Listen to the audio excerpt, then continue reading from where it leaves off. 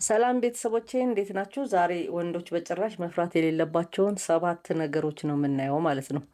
እነዚህን ነገሮች ወንዶች ይፈሩታል። ኦቨርኦል ሳይሆን የተወሰኑ ሰዎች ምናልባት እነዚህን ነገሮች ሊፈሯቸው ይችላሉ።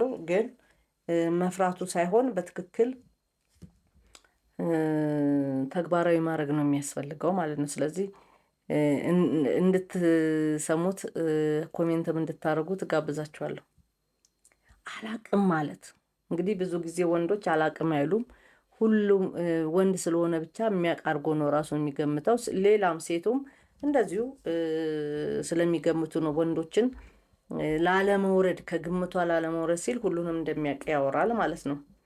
አንደኛ ሁሉንም ማወቅ አይቻልም። መማር የሚጀምረው ደግሞ ያው ከመቀበል ስለሆነ አታቅም ወይም ደግሞ አላደረግከውም ትክክል አይደለም ስትባል መቀበል መቻል አለብን። እርዳታን መጠየቅ፣ ይህንንም ከጓደኛ ከቤተሰብ ወይም ከባለሙያ እገዛ ይፈልጋሉ። ስለዚህ እርዳታን ይጠይቃሉ።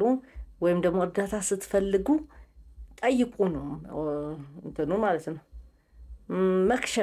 መክሸፍም እንደዚሁ በጣም ከወንድነት ማንነታቸው ጋር ያገናኙትና የሆነ ስራ ሚስት ያደረጉ ወይም ደግሞ ሳይሳካላቸው ሲቀር በጣም በቃ የተለየ ነገር ነው የሚሆኑት ማለት ነው። ይሄ መቅረት መቻል አለበት።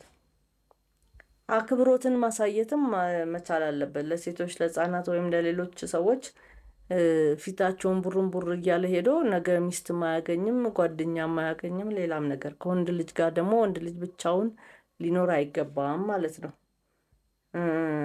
ለራሳችን መቆምም ቤተሰቦቼ ድንበር ማስቀመጥ አይ ማለት እና ሴቶቻችን መጠበቅ በጣም አስፈላጊ ነው። ይሄ ለወንዶችም ብቻ ሳይሆን ለሴቶችም የሚያስፈልግ ምክር ነው ማለት ነው። ስለዚህ ቤተሰቦቼ እንድትጠቀሙበት ጋብዛችኋለሁ። ላይክ፣ ሼር፣ ሰብስክራይብ እንድታደርጉት በድጋሚ ጋብዛችኋለሁ።